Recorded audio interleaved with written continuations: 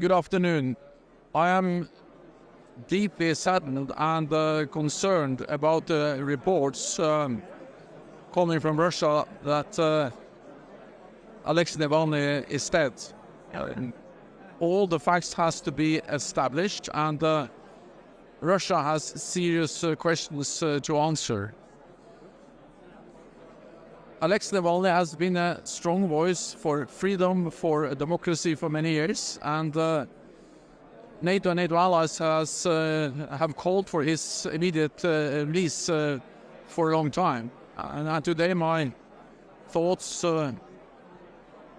go to his family and his loved ones, and we remain committed to support everyone that believes in democracy and freedom, as Alexei Navalny has done for so many years.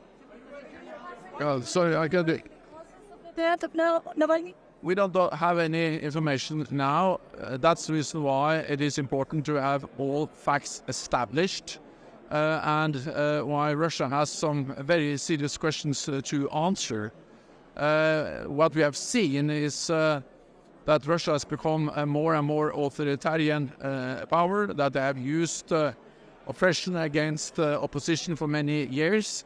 And of course, he was in jail, he was a prisoner, and that makes it extremely important that Russia now answer all the questions that will be asked about the cause of the death. It's Krogler, we are only weeks away from the Russian presidential election. Could there be any connection to his passing now? So I will not speculate today. I will just continue to call on Russia to make sure that all facts are established, that they answer all the questions that now will be asked, and then based on that, we will be able to say more. Waiting for President Zelensky to attend the conference here. What kind of message can he take home, especially when we consider that the US aid is stalled and that the Europeans are also struggling? So critics in Ukraine would say Europe failed us once when Crimea was annexed. Is Europe gonna fail us again? Our task is to ensure that we continue to support Ukraine because this is in our security interest to do so. And the situation is difficult. The fact that the United States has not made a decision has impacted the situation on the battlefield. At the same time, I continue to expect the United States will make a decision to continue to provide support.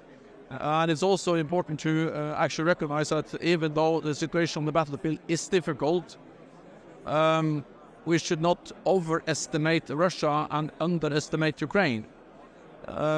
Just this week, the Ukrainians have demonstrated once again their skill and the competence when it comes to deep strikes by sinking one of the Russian ships in the Black Sea.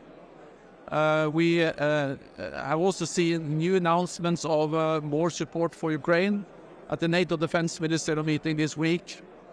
Allies announced more support for the F-16s, more air defense, and several allies also went together and promised to deliver 1 million rounds, drones to Ukraine. And then, of course, Ukraine is coming closer to NATO. We agreed to establish a new center to help and train and build capacity in Ukraine to learn lessons. And today also France and Germany are signing security assurances with Ukraine. I welcome these assurances. They're not an alternative to NATO membership, but they help Ukraine to move closer to membership. So therefore we need to continue to support Ukraine and ensure that Ukraine will become a member of the alliance. And Navalny, what does it tell us about the nature of Putin's regime? That opposition leader has died in prison. Today my message is that we need to establish all the facts, and Russia needs to answer all the questions, and many serious questions, about the causes of his death. I'm deeply saddened and very concerned. And of course, Alexei Navalny was a very strong voice for freedom, for democracy. and therefore also NATO and NATO Allies called for his immediate release for a long time. And my main message today is to express my condolences, and my thoughts are with his loved ones and his family. And then we need to come back to all the rest when we know more about the circumstances. Last question. Support NATO needs. What kind of support would you like to have from Latin American countries, Mr. Stoltenberg?